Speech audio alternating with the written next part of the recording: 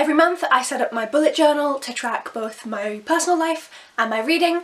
This month, it's June. So I find setting up my bullet journal a lot of fun, and I also love seeing how other people set up their journals as well. So I'm going to flip the camera around and I'm going to show you my bullet journal for June. So this is my bullet journal. I've been using this for 2020 and 2021.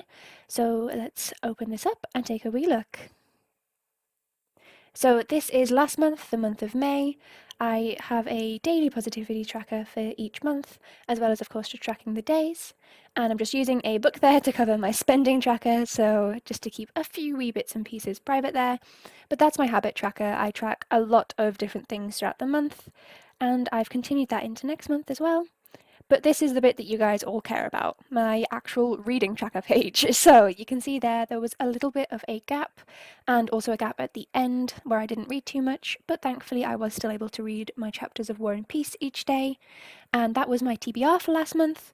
As well as in this section, I used to put little goals for each month, but I've decided that I'm not going to do that anymore.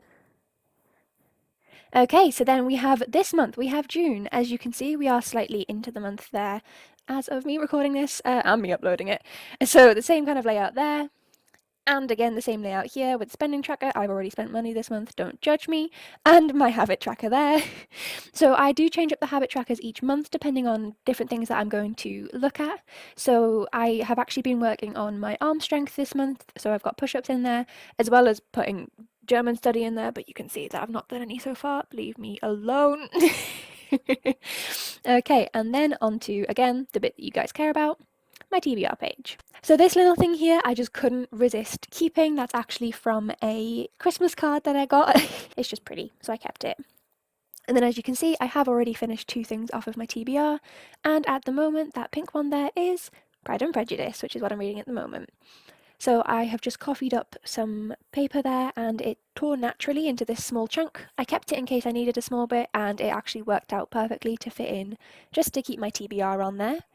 And then if we flip back to closer to the front of 2021 section, you can see my tracking bookshelf there. So these are all of the books that I've read so far that I already owned.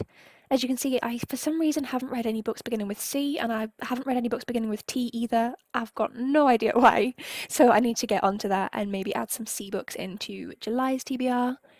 And then this is my tracker there of the new books that I bring in. As you can see, none so far this month in June, but I did get one in May. And that's it. That's my bullet journal setup for June. And there you have it, my June bullet journal all set up and ready to go to track everything for this month. Let me know down below in the comments, how do you track your reading, if you do at all? Do you just use like Goodreads or Storygraph? Do you use Excel spreadsheets, which I also use, all of those? Or do you track in a similar way to me with some sort of bullet journal? Thank you so much for watching, and I will see you in the next video. Bye!